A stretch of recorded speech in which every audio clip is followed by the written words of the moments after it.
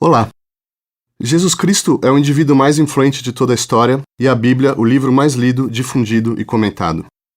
Estes são fatos mensuráveis quantitativa e qualitativamente pelos critérios das ciências ou quaisquer outros. A profecia feita na Mesopotâmia há 4.000 anos se realizou e hoje a descendência de Abraão é mais numerosa que as estrelas do céu nos bilhões de cristãos, muçulmanos e judeus que professam a fé no Deus de Israel. Mas ainda que a aliança de Moisés com o povo eleito pela lei e a de Jesus com a humanidade pela cruz sejam capítulos da história mais cativante de todos os tempos, seus dramas se passam em locais remotos, seus protagonistas, venham eles de um passado mítico como Adão ou de um futuro fantástico como o Cristo apocalíptico, parecem intangíveis, difíceis de se visualizar, quase tão invisíveis quanto o próprio Deus do monoteísmo. E é possível que em nenhum outro lugar eles se aproximem tanto de nossos olhos, em cores tão vivas e contornos tão nítidos, e todos ao mesmo tempo, quanto na Capela Sistina. Se o cristianismo é, como dizem alguns, o matrimônio de Atenas e Jerusalém, ou, como dizem outros, do céu e da terra, foi em Roma, no solo irrigado pelo sangue de Pedro e Paulo, que brotaram, se não seus melhores frutos, ao menos os mais visíveis. As mãos humanas talvez já tivessem tocado a perfeição do corpo nos deuses de mármore gregos, mas na pintura, nunca antes e quiçá depois, nossos olhos conheceram um homem tão olímpico, nem um deus tão humano, nem uma humanidade tão titânica quanto nas telas e paredes da Itália renascentista.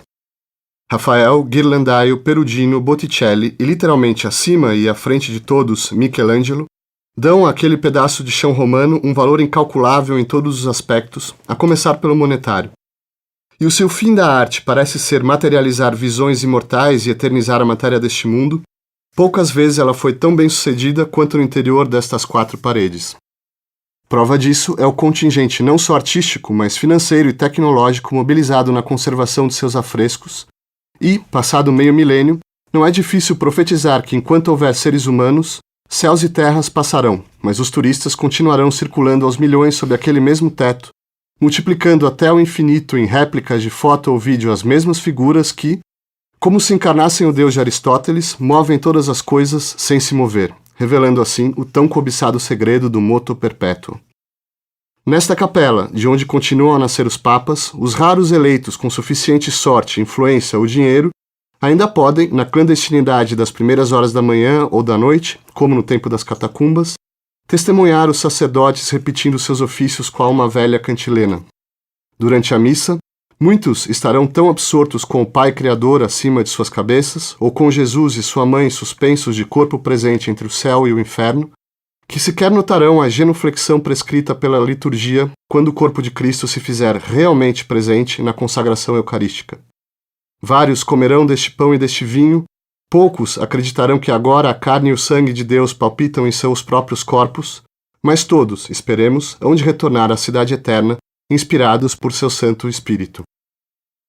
Para discutir a Capela Sistina, convidamos Gabriel Frade, professor de Filosofia e Teologia da Faculdade São Bento e doutorando em Arquitetura na Universidade de São Paulo, com pesquisa sobre os fundamentos da arquitetura religiosa e a Contra-Reforma, Luciano Miliaccio, professor de Teoria e História da Arte na Faculdade de Arquitetura e Urbanismo da Universidade de São Paulo e coordenador do grupo de pesquisa Arte, Design, Moda, e Luiz Marques, professor de História da Arte do Instituto de Filosofia e Ciências Humanas da Universidade de Campinas e autor de A Vida de Michelangelo Buonarroti, de Giorgio Vasari. Gabriel Frade, você pode contextualizar um pouco para os nossos ouvintes a situação em Roma naquele momento, segunda metade do século XV, o papado com uma agenda, um programa teológico e um programa político, e nisso vai surgir a Capela Sistina. Como é que define um pouco os contornos para a gente desse programa, do papado neste momento? Bom, antes de tudo a gente deve lembrar que Roma, o papado havia passado pelo famoso exílio de Avignon, né? Então uma situação de crise, e o papado retorna para Roma, que é uma figura muito importante, a figura do Papa Nicolau V, ele que já tem essa intuição de restaurar Roma, colocar Roma novamente ao centro, digamos assim, da Europa, Roma que já trazia consigo toda a sua história milenar, enfim. Este Papa entende que Roma deve ser de alguma forma reconstruída, deve ser de alguma forma colocada ao centro da questão. Não é um acaso que junto dele, por exemplo, estará uma figura importantíssima para aquilo que diz respeito à arquitetura e às artes, que é justamente Alberti. Alberti que se faz presente quando justamente ele pensa em remodelar a cidade em função desse desenho que se coloca no horizonte. Naturalmente, a concretização desse desenho vai demandar mais décadas, digamos assim, vão surgir novos papados que vão fazer de tudo, efetivamente, para que o papado tenha um papel central, não é? Dentro daquilo que é a cristandade. De fato, a construção da Capela Sistina, feita pelo Papa Sisto IV, daí, portanto, o nome Sistina, não é? Ela vem ao encontro desse desejo de uma reconstrução, de alguma maneira, do papado e, ao mesmo tempo, da igreja, enfim, dessa centralidade perante as monarquias que vão se afirmando naquele momento, naquele contexto histórico. E é importante, então, ressaltar que essa visão, não é? Essa visão da centralidade da igreja nesse processo está de acordo com aquele contexto em que também as monarquias procuram se fortalecer, procuram, enfim, de alguma maneira abraçar o seu quinhão, não é? E o papado se vê na necessidade de capitanear, de alguma forma conduzir esse processo. Agora, Luciano, a decoração vai ser feita com uma esquadra de pintores florentinos que são convocados a Roma. Isso por si só já é um dado bastante impressionante, né? Por que os florentinos? O que existe de tão singular nessa escola que vai justificar esse monopólio? Bom, as paredes da Cappella Sistina possuem um ciclo de affrescos em que a vida, o Antigo Testamento, a vida di Moisés parallelizza a vida di Cristo. E si tratta di un congiunto di pintura narrativa che a história do Antigo Testamento e da vida de Moisés e a história da vida de Cristo são explicadas de forma, assim, como um discurso por imagens. A escola florentina di pintura, desde a primeira metade do século XV, havia demonstrado uma eficácia particular, tanto di forma tecnica como di forma narrativa, para este tipo de representação. Os pintores que você disse foram convocados são justamente os pintores que haviam dado prova de grande habilidade nesse aspetto, isto é, Ghirlandaio, che havia realizzato a Cappella Tornabuoni, a Cappella Sassetti in Florenza, onde aparecem justamente as histórias sagradas com a presença de personagens da própria cidade de Florença. Portanto, a pintura di storia associa a pintura di ritratto. Cosimo Rosselli, também florentino, che tinha trabalhado no próprio Palácio Público di Florenza, Sandro Botticelli, che ali dà uma prova da sua capacidade narrativa também, straordinaria capacità narrativa também, e Perugino, che mesmo non sendo florentino, attuava in Florenza naquele momento e tinha mostrado também, tinha evidenciado também a sua habilidade nessa questão narrativa. Digamos assim, a tradição florentina também havia se construído ao redor das propostas di Alberti, isto é, già citato, che no seu de pintura havia auspicato uma pintura di storia che fosse un discorso por imagem organizzato attraverso justamente da perspectiva do domínio dos instrumentos espaciais doados pela perspectiva. Tudo isso dava à arte florentina justamente uma posição de vanguarda numa pintura di carattere ideologico, como era aquela que o papado queria numa decoração desse lugar tão importante. E podemos começar a ver, então, Luiz, exemplificar essa excelência e essa técnica narrativa e pictórica, né, desses artistas. Quem entra na Capela Sistina, então, tem à sua direita uma história de Cristo, à sua esquerda uma história de Moisés, e esses painéis se espelham, né, uns aos outros. De alguma maneira existe uma conversação entre a história de Moisés no Antigo Testamento e a história de Cristo, né? E como é que esses pintores vão materializar isso? Vamos falar um pouco sobre as técnicas e sobre a qualidade desses trabalhos, sobre as suas virtudes, né?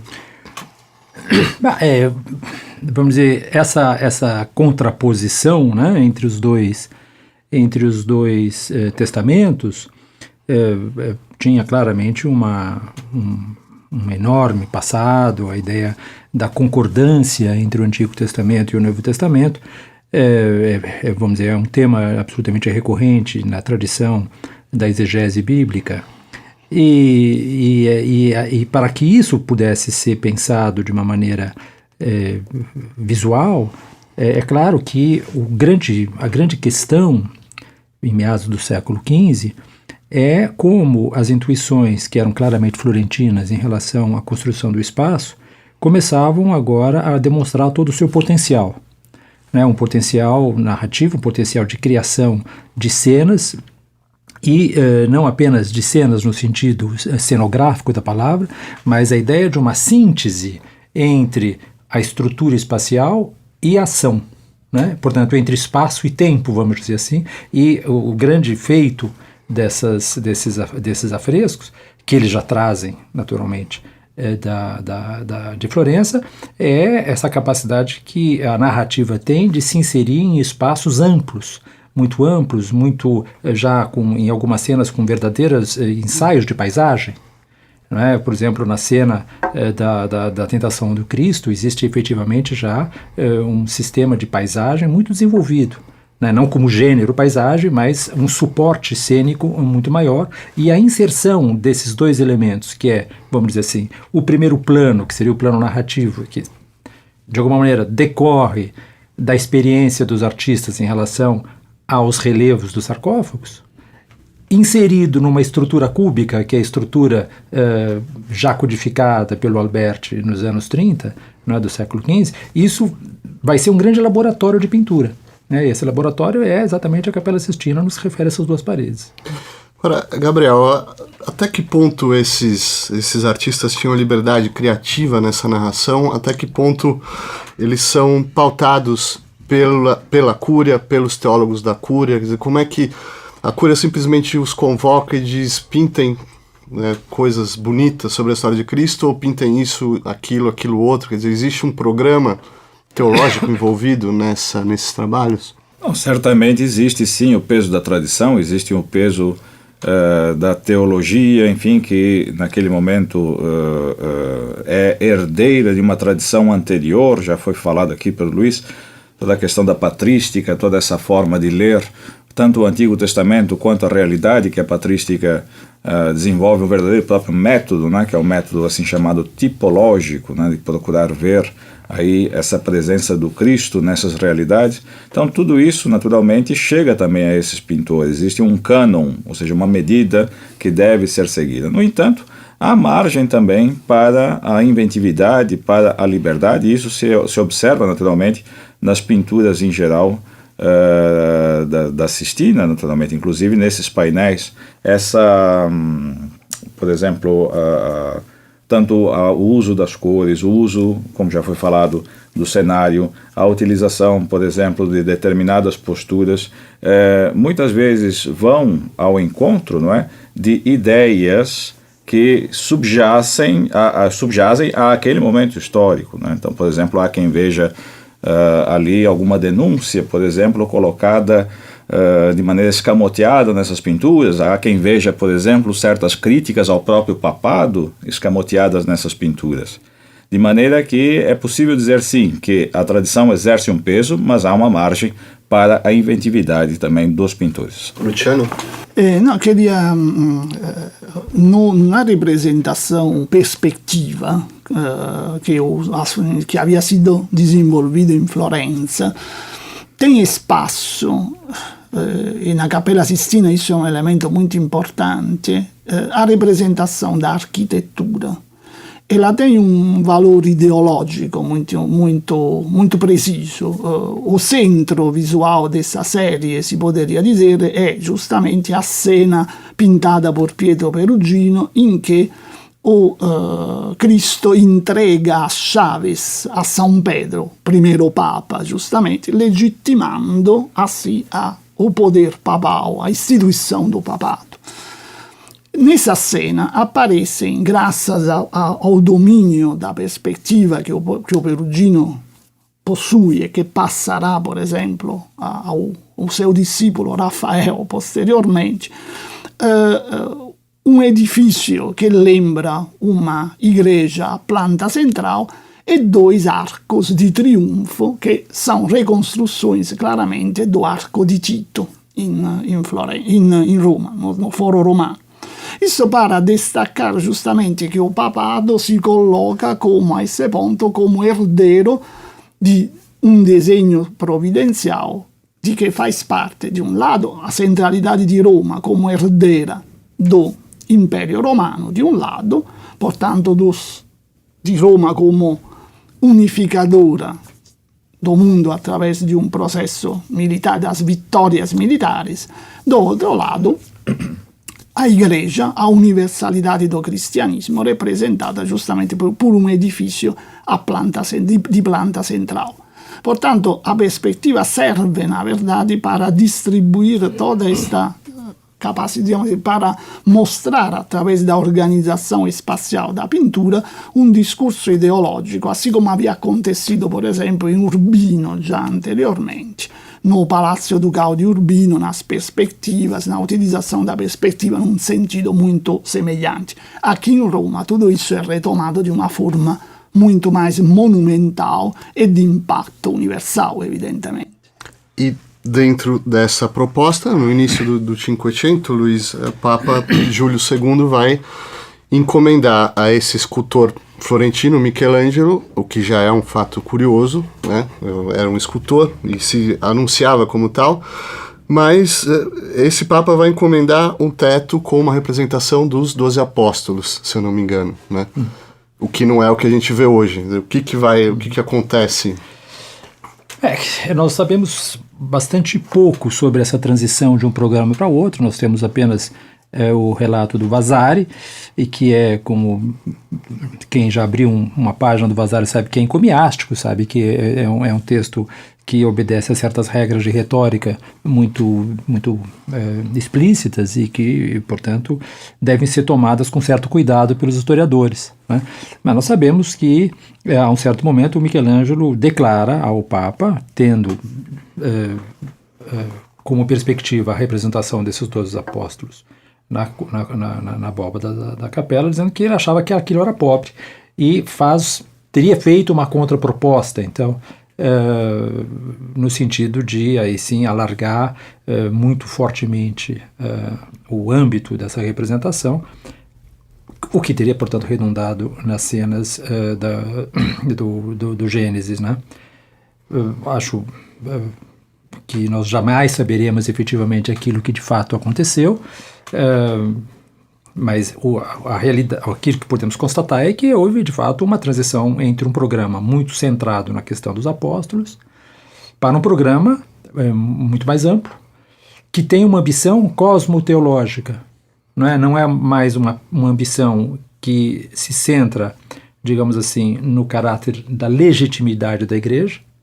A questão dos apóstolos seria, evidentemente, essa questão mais centrada na instituição eclesiástica, mas, ao contrário, uma concepção de fato cósmica, né? E essa concepção cósmica ela vai se realizar ao longo de todo o programa, né? Quer dizer, ela começa com o começo do mundo e termina com o fim do mundo, né?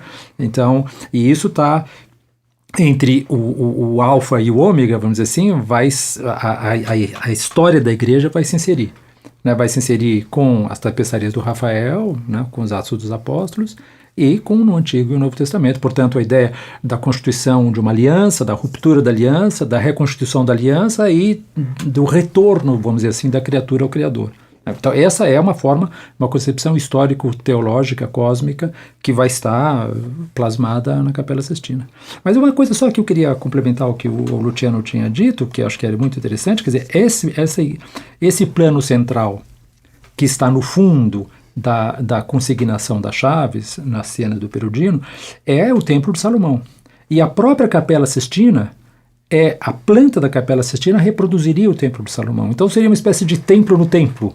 Né? Uma representação do templo no templo, como nós falamos de quadro no quadro, né? Seria um pouco uma representação do templo no templo, né? Porque de fato a planta é uma planta em 3:1. A volumetria do templo não seria a mesma, porque a capela é muito mais alta do que seria no livro dos reis. Eles definem, né, a característica do templo. Não é, mas de fato a planta existe uma relação de 3:1, né? 40 metros por 14 e pouquinho, que daria exatamente 40, uma relação de 3:1, que é uma relação, uma alusão ao Templo de Salomão. Luciano, sobre essa composição do Michelangelo? Come disse o Luis, ha una mudanza clara di tipo ideologico, non solo di tipo cosmologico, diciamo così, di tipo di una cosmologia, ma diria di uma introdução de uma visão providencialista da história, não é? O texto começa, na verdade, com a criação, os antepassados de Cristo, a antiga lei, a nova lei, etc., culminando depois na criação, na instituição do papado. Então, nesta concepção histórica que se manifesta, da história que se manifesta no texto, è evidente che sta presente uma visão intelectual que talvez não possa ser só do artista, mas, diciamo assim, talvez uma visão de que fazia parte a própria curia, de que compartilhava a própria curia romana. A gente pensa em intelectuais como Egidio da Viterbo, que estavam muito interessados na conciliação entre o judaísmo, não é? e o cristianismo nesse aspecto. É um tema presente ali na Renascença. Agora, já que vocês entraram nesse aspecto de uma narrativa, de uma concepção da história, o teto mesmo, ele é uma composição arquitetônica, né? Você tem pelo menos 3 planos ali onde o Michelangelo distribui, né, as suas representações. Se vocês puderem um pouco explicar essa composição do teto, o ouvinte certamente tem a visão ali do Gênesis, mas você tem pelo menos dois outros planos interagindo ali, né? Como é que funciona isso? Quer dizer, o que nós podemos dizer é o seguinte, hoje nós olhamos as grandes decorações das estruturas das igrejas, inevitavelmente a partir da experiência do Barroco. Portanto, o nosso olhar hoje, de alguma maneira, detecta nos princípios de construção da ilusão do Michelangelo um sistema claramente oposto ao Barroco, né? No sentido em que, basicamente, aquilo que configurou o nosso olhar é um ideal de continuidade entre arquitetura e pintura. Quanto mais a pintura fosse capaz de simular uma continuidade do espaço sugerido pela arquitetura real, mais elas teria uma sensação, ela nos passaria uma sensação de adequação entre arquitetura e pintura. O sistema do Michelangelo é completamente diverso, né? Ele, na verdade, ele constrói um sistema arquitetônico que, vamos dizer assim, do ponto de vista ilusório, ele não se sustenta naquela arquitetura, né? O que os historiadores muito frequentemente apontam é a ideia de que, como Michelangelo estava muito fortemente engajado na construção da grande tumba do Papa Júlio II, e essa estrutura era uma estrutura piramidal. Era a grande paixão dele. Era a grande paixão dele, etc. Ele fica muito bravo, como todo mundo sabe, com o fato de que o Papa não deixe ele terminar aquele projeto, que de qualquer maneira aparentemente era interminável, porque ele queria mais de 40 esculturas maiores que a escala humana, etc. Ele teria como que desdobrado aquela estrutura do túmulo, da tumba do Júlio II, e criado então esse sistema de níveis arquitetônicos, né? Há um historiador que fala de níveis de realidade, vamos dizer assim. Você tem de fato uma estrutura, arquiteturas pintadas. Sobre essa arquitetura pintada você tem esculturas pintadas. Sobre portanto, uma relação entre escultura e arquitetura que é tipicamente antiga, vamos dizer assim, né? E depois você teria, então, um sistema de de suportes decorativos que são típicos também ainda da relação entre cultura e arquitetura, com simulações de bronzes, de medalhões de bronze, etc, etc. Depois, finalmente, janelas, nas quais o Michelangelo, então, exporia as cenas. Mas essas cenas não estão pensadas em termos de perspectiva do ponto de vista de quem está olhando de baixo. Porque as figuras estão deitadas, elas não estão de pé. Não é como é o típico caso do Soto em Sul barroco, né?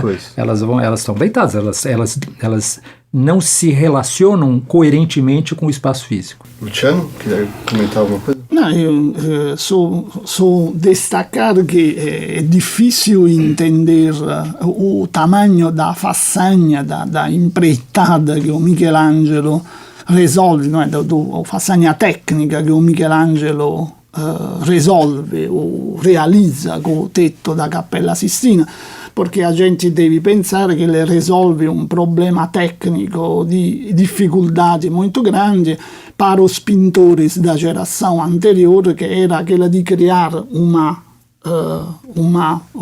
figuração coerente dentro de um espaço curvo e retangular allungato, che devia ser visto giustamente di baixo, cerca di, come você disse, cerca di 20 metros di distanza. Então, a estrutura arquitetonica che ele cria, embora certamente non rispondente à sofisticação perspectiva do barroco, constitui uma raiz, digamos assim, dessa ideia da integração entre arquitetura, escultura, pintura, che sarà una costante da tradição posterior. E justamente nós vemos que ele joga um pouco no sulco da tradição do Giotto, por certos aspectos, com essa integração entre as três artes. Ele apresenta uma estrutura arquitetônica, ele apresenta falsas esculturas, os tondos in bronze, etc. Ele subdivide, graças a essa arquitetura, o tetto in segmentos, de maneira tal que você não possa perceber as alterações de perspectivas, un poco come ele havia già feito no Tondo Doni in Florenza. Ele utiliza essas alterações espaciais também com significado histórico, portanto, as cenas representam níveis de realidade diferentes. Então, essa capacidade de articular uma arquitetura pintada é extraordinária nesse tetto e vai marcar exatamente toda uma tradição posterior.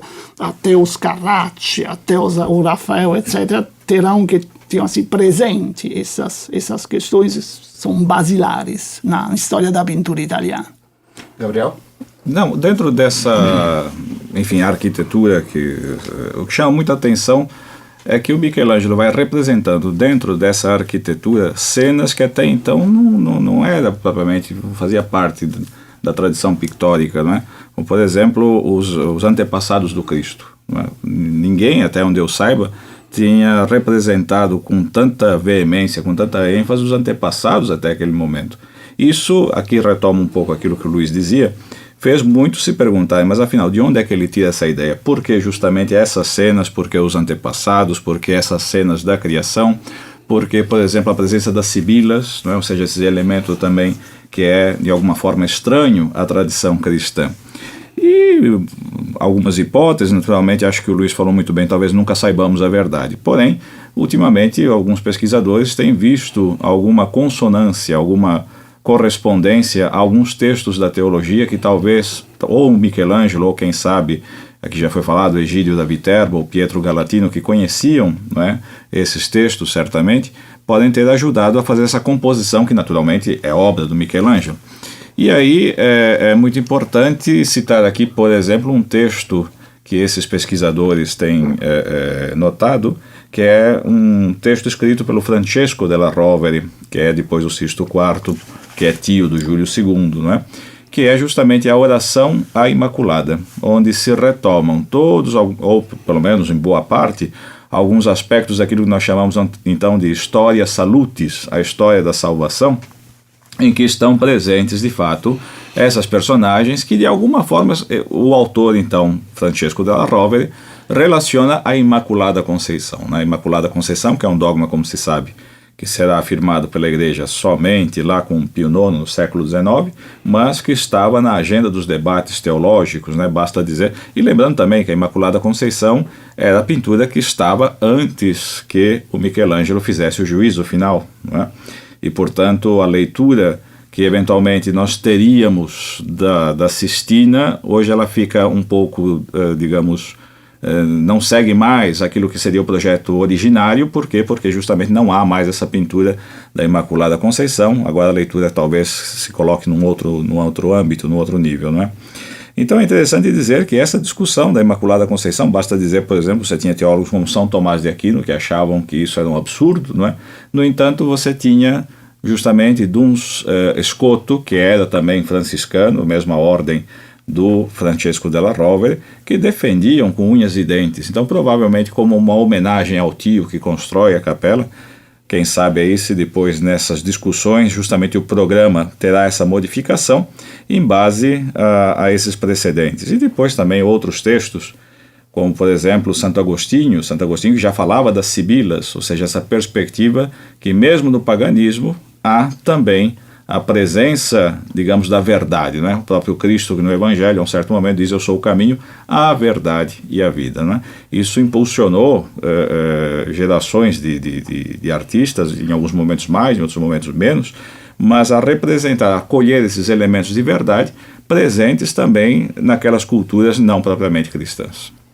Eu posso propor a vocês aqui um exercício de comparação, buscando as similaridades e contrastes entre o universo medieval gótico e o universo renascentista, tal como eles se materializam, por exemplo, numa típica catedral gótica, e como o universo renascentista se materializa na Capela Sistina. Quer dizer, a gente pode abordar aqui, vocês podem escolher os diversos aspectos teológicos, socioculturais ou artísticos. Se a gente emparelhar, esses dois fenômenos, o que a gente tira aí de semelhanças e contrastes? Luiz? Não, olha, eu fico pensando no que se refere, por exemplo, à pintura de abóbadas ou de tetos, a pintura românica, francesa, italiana também, mas eu me lembro agora do exemplo muito prestigioso da Basílica de Saint-Savin, na França, em que há uma representação bem ambiciosa de uma... Não me lembro agora se é um teto ou uma abóbada, ou seja, se ela é retilínea ou se ela não, ela também tem uma forma abobadada. E você tem então uma representação, mas aí no caso, se a minha memória não falha, em Saint-Savin, é uma representação do Novo Testamento. Quando você lembra de pinturas como essa, que estão a uma distância também muito elevada, não me lembro se são tão elevada quanto a Capela Sistina, mas é uma catedral, você percebe que a diferença que é brutal entre o Michelangelo e essa tradição. Talvez a gente tenha certos limites neurológicos quer dizer, a ideia de que o Michelangelo seja um artista divino, como o século XVI falava tão recorrentemente, e atribui essa noção preponderantemente ao Michelangelo, talvez se justifique se você pensar o seguinte, que nós estamos a 20 metros de altura, e o Michelangelo está a meio metro do teto, que é a altura do seu braço, e ele está elaborando com frequência, inclusive nos últimos momentos do afresco, quando ele vai ganhando mais desenvoltura na técnica do afresco, ele faz os afrescos inclusive sem cartão, ele faz direto. Ele está imaginando qual é a proporção que um indivíduo vai ver essas pinturas a 20 metros de distância, sendo que ele está a meio. Ele tem que fazer uma reconversão de proporções na cabeça dele, que eu não consigo imaginar como um ser humano seja capaz de fazer isso. Um pouco eu fico pensando, às vezes, o Brahms era capaz de fazer um ditado musical a 6 vozes. Você punha uma música em 6 vozes para ele e ele decodificava, ele escrevendo isso ao mesmo tempo. É uma coisa que também os homens não são capazes de fazer. Então tem certas... tem um gap, um intervalo, um salto entre aquilo que é a tradição é capaz de dar, e a realização que Michelangelo faz, e entre uma coisa e outra, permanece, a meu ver, um certo grau de mistério. Quer dizer, a realização dele é uma realização completamente única, nesse sentido. Né? A capacidade de pensar a figura no espaço, que ninguém foi capaz de fazer nem antes nem depois. Né? Luciano? Mantendo essa ideia da unicidade, digamos assim, da realização de Michelangelo, talvez um paralelo que si poderia fazer com a tradição medieval seja non tanto com as catedrais, do ponto de vista do programa iconográfico, não tanto com a tradição das catedrais, quanto com alguns exemplos de capelas de palácio, não é? Capelas palatinas que existiam já na tradição medieval. A coisa mais, digamos assim, a primeira coisa que me passa na mente é justamente a Sainte-Chapelle de Paris, não é? Em que também há um discurso que visa dar legitimidade à monarquia francesa através de uma ligação com a história sagrada do mundo. E, portanto, uma relação com o santo. Ali também existe a relação entre o rei e o santo, etc., que naturalmente aqui na Capela Sistina não precisa ser feita. No caso das catedrais, elas são, digamos assim, criações que expressam, em geral, uma religiosidade da cidade, não é? Em que justamente o grande ciclo da história sagrada é em função da estrutura política ou de uma mensagem política dirigida à comunidade cidadã. Não é? As grandes fachadas de catedrais ou a torre campanaria do Giotto in Florença representam, organizam, digamos assim, a história pagã e a história cristã em função da expressão de um desenho político, que é o desenho, digamos assim, que é a ideia de uma cidade em harmonia, em paz, governada pela justiça, etc. No caso da Capela Sistina, eu veria mais uma proximidade com essa outra tradição, que é aquela das grandes monarquias, como a monarquia francesa. Do ponto de vista teológico, Gabriel, a gente tem aí uma influência, né, de pensamento, por exemplo, neoplatônico muito forte ali, né, na Renascença. Mas se a gente focar assim, bastante no aspecto teológico, né, como é que essa teologia, essa concepção do sagrado vai se materializar em um e no outro fenômeno? Né? Quais são as... Retomando, acho que está ainda a questão medieval, né? No fundo você pode estar falando de uma teologia do corpo, não é? E aí você tem elementos de continuidade e descontinuidade, né? Tanto para abreviar um pouco o assunto, é importante dizer que ainda que você tenha elementos ali que estão comuns à tradição, sabemos que quando as pessoas viram pela primeira vez esses afrescos, né? As reações foram variadas, inclusive reações até mesmo negativas, né? No que dizia respeito à presença do corpo humano nu. Não é? Vamos lembrar, por exemplo, do Papa Alexandre, que nessa primeira tentativa, Alexandre VI, de reforma da igreja, chega a dizer que a Capela Sistina é quase que um conjunto, a palavra italiana, uma estufa de nus. Né? Adriano VI, perdão, sim, confundi os papas, desculpe. Adriano VI, então, que é esse papa que tenta uma primeira reformulação, uma tentativa de reforma, tem um julgamento muito negativo, né? E os papas que virão depois com a questão do Concílio de Trento, muitas vezes também chegam a ponto de cobrir a nudez, né, de várias imagens e tudo mais. E ao mesmo tempo você vê, depois num corte temporal, assim por dizer, um Papa João Paulo II, que vai dizer que estamos diante do templo da teologia do corpo, a santidade do corpo, partindo das mesmas figuras. Né? Então é interessante sublinhar esse contexto. De fato, a teologia subjacente, por exemplo, Michelangelo, quando desenha o corpo humano, tem sempre em mente essa ideia da imagem e semelhança com o Criador, né? Alguns até acham, por exemplo, que ele está ali, talvez tendo alguma inspiração do próprio Agostinho, na sua obra De Trinitate, a figura, por exemplo, tanto das sibilas quanto dos profetas, aparecem juntamente com outras duas figuras, porque Agostinho, em De Trinitate, dizia, bom, se a alma humana é feita à imagem e semelhança do Criador, né, ela, de fato, tem esse aspecto ternário também. Então, normalmente se interpreta, alguns pelo menos interpretam, que ali você tem essa interpretação trinitária, não é, colocada nas figuras humanas dos profetas, das sibilas, pelo menos, em que aparecem, ou apareceriam essas imagens como que uma espécie de alegoria para dizer, então, a inteligência, para dizer, então, a vontade e o intelecto, que são esses elementos que compõem a alma dentro da visão agostiniana, não é? Então é interessante perceber como o próprio Michelangelo traduz isso para a realidade do corpo humano, sempre pensando nessa imagem e semelhança. Agora, 25 anos depois de pintado o teto, né, vem a encomenda para o juízo final, ou se a encomenda vem antes, eu não sei, mas pintado o juízo final, e entre um e outro acontecimento nós temos eventos dramáticos aí, né? A reforma explode, Roma é saqueada pelo imperador Carlos V. Se a gente puder abordar rapidamente o juízo final e tentar, sobretudo se vocês puderem destacar se existe alguma inovação por parte do Michelangelo, ou ele está simplesmente dando continuidade.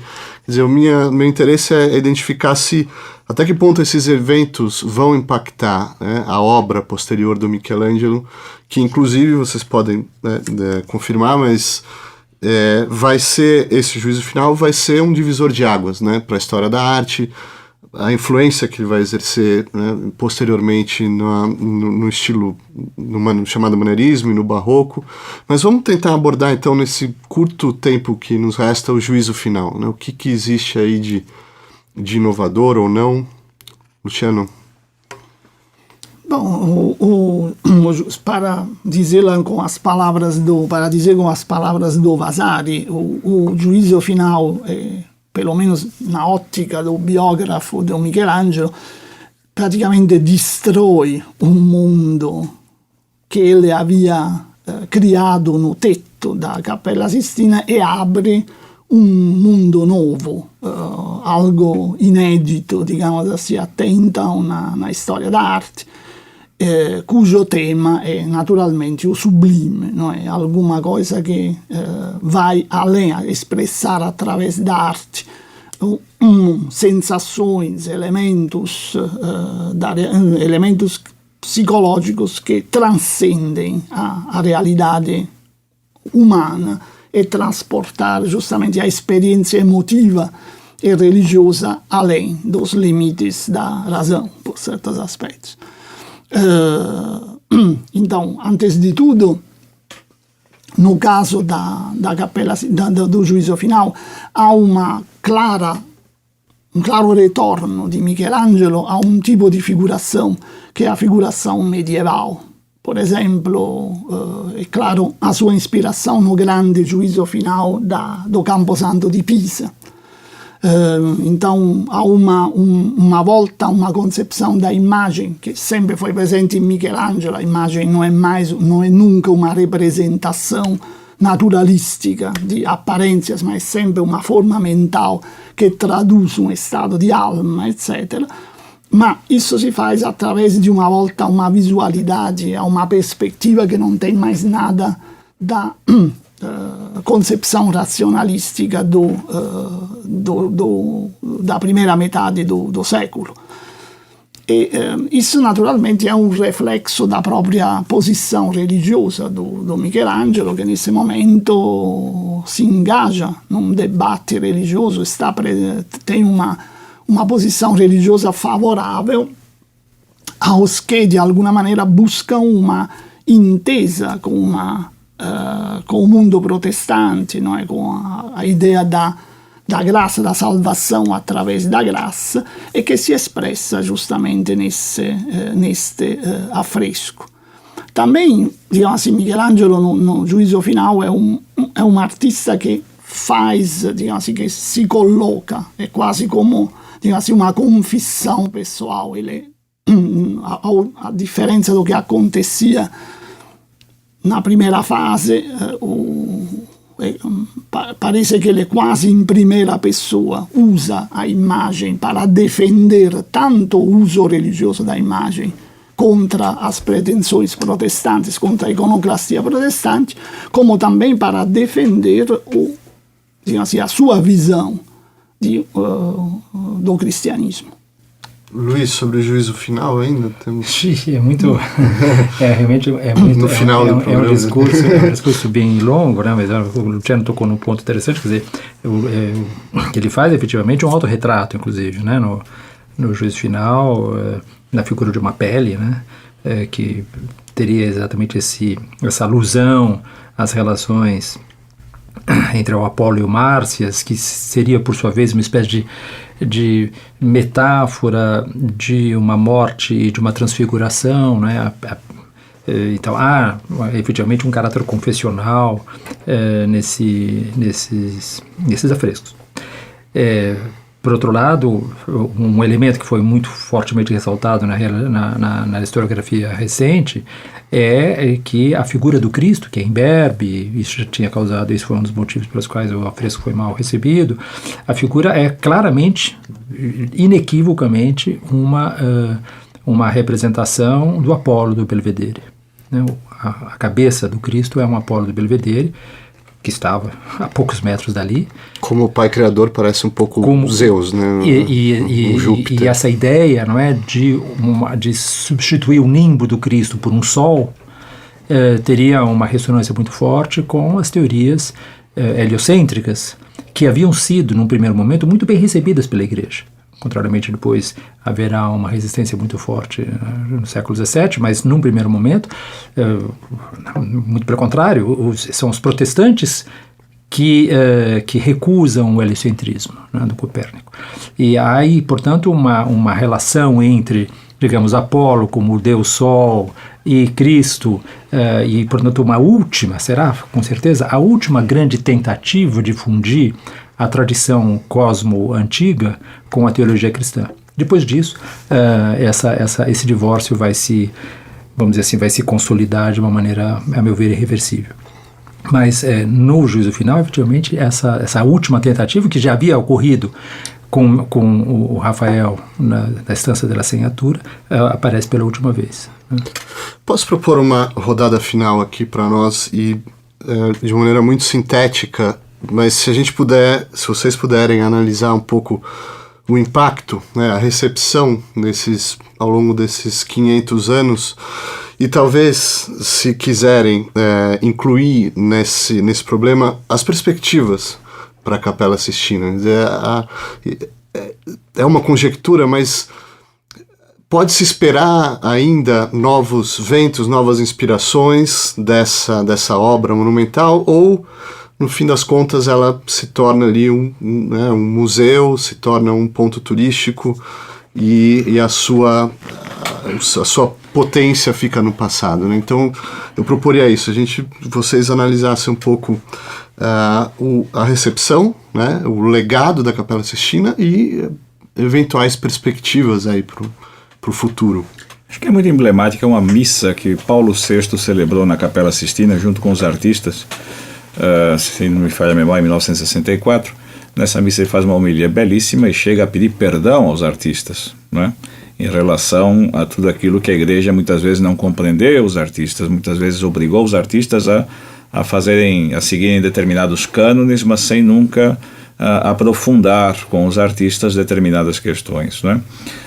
E Paulo VI, ao final da homilia, diz coisas muito belas, dentre estas, diz que a Igreja tem necessidade da arte, tem necessidade dos artistas, de modo que se o papado tivesse que, por algum motivo, se redimensionar, o próprio papado deveria ele mesmo se fazer artista, para poder comunicar à humanidade aquilo que é o mistério, aquilo que é o Espírito. Depois de Paulo VI, sabemos então de João Paulo II, que faz uma belíssima homilia também sobre a teologia do corpo, e também Bento XVI na própria Capela Sistina. Então a Sistina ainda hoje, digamos assim, ela serve sim de inspiração, tanto para a teologia, para a eclesiologia, que por exemplo foi falado do juízo final, aquela cena em que Pedro entrega as chaves quebradas para o Cristo, ou seja, o papel da Igreja, que naquele momento deixa, assim como a Virgem também, que já não tem mais o papel de intercessora, mas que olha para toda a cena, não é? Então, há sim elementos que solicitam tanto a teologia, quanto a eclesiologia, quanto a mariologia, que são disciplinas, enfim, nós temos no currículo da teologia, a buscar formas, a buscar inspirações para se comunicar, ou para comunicar melhor, o mistério de Deus à humanidade de hoje. Luciano? Tomando um pouco o caminho das palavras do Gabriel, na verdade, no mundo moderno, a arte é, antes de tudo, uma manifestação de liberdade. Cioè, a arte tem essa função, digamos assim, de, através do seu próprio fazer, manifestar a liberdade, né? De manifestar como elemento de liberdade. E, no fundo, Michelangelo ensinou aos artistas esse caminho, justamente em relação a uma concepção de arte ilustrativa ou didática. Ele opôs uma concepção da arte como manifestação da vida espiritual, como manifestação primária da vida espiritual.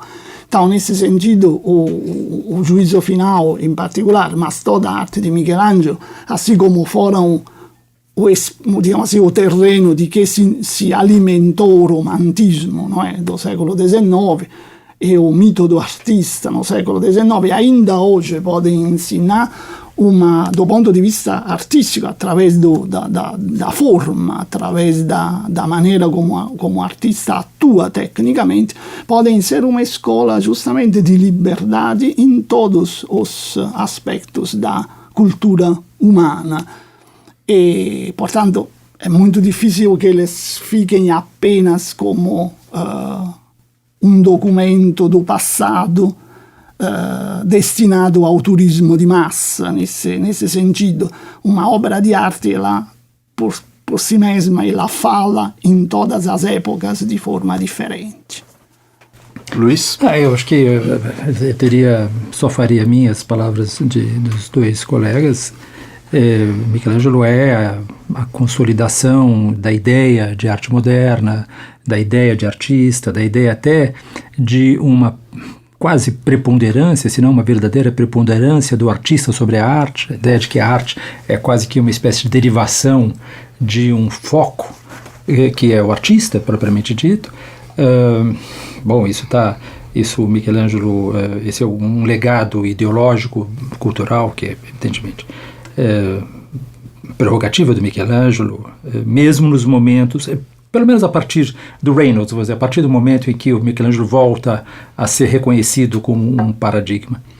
Quanto às conjecturas do futuro, a meu entender, quer dizer, nós não estamos mais na época da arte. No meu entender, a arte é um fenômeno histórico que terminou, o que não significa que a criatividade humana desapareceu, mas ela hoje em dia se desloca para outras dimensões da criação, da inteligência, da imaginação, etc. E, portanto, enquanto a arte permanecer, enquanto nós acreditarmos que a arte existe, o Michelangelo vai ser um paradigma.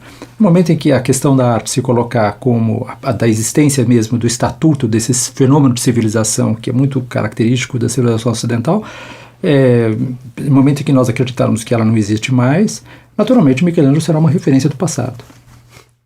Obrigado, Luiz Marques. Por hoje é só. Obrigado, Luciano Miliati. Obrigado, Gabriel Frade. Obrigado por ouvir e até a nossa próxima edição. Obrigado a você.